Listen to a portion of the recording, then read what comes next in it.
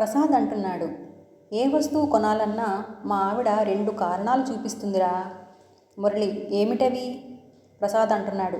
పక్కింటి వాళ్ళ దగ్గర ఉన్నాయి కాబట్టి కొనాలి, లేదా వాళ్ళ దగ్గర లేవు కాబట్టి మనం కొంటే గొప్పగా ఉంటుందని కొనిపిస్తుంది.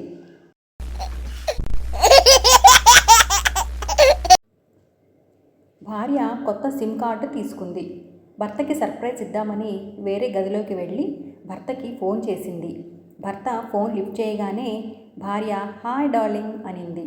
వెంటనే భర్త కంగారు పడుతూ తర్వాత చెయ్యి, ఆ రాక్షసి ఇంట్లోనే ఉంది అన్నాడు. అంతే. పాపం భర్త ప్రస్తుతం ఐసీయూలో ఉన్నాడు.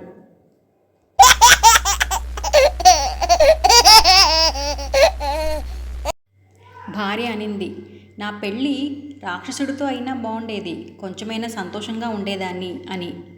భర్త: ఓసి పిచ్చిదానా, రక్త సంబంధీకులతో పెళ్ళిళ్ళు జరగవే అన్నాడు.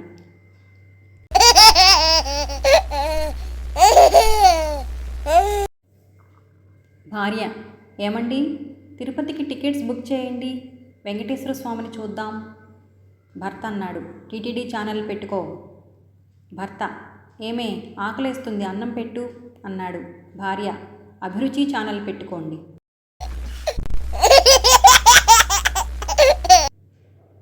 భార్య పట్టుబట్టి ఇంగ్లీష్ నేర్చుకుంటుంది. ఒకసారి భార్య: ఏమండి, కంప్లీట్కి ఫినిష్కి తేడా ఏంటండి అని అడిగింది. భర్త: రెండిటికి పూర్తవడం అని అర్థం అని చెప్పాడు. భార్య: అబ్బా, అర్థం కాలేదు, కొంచెం వివరంగా చెప్పండి అనింది. భర్త: సరే సరే చెప్తానుండు.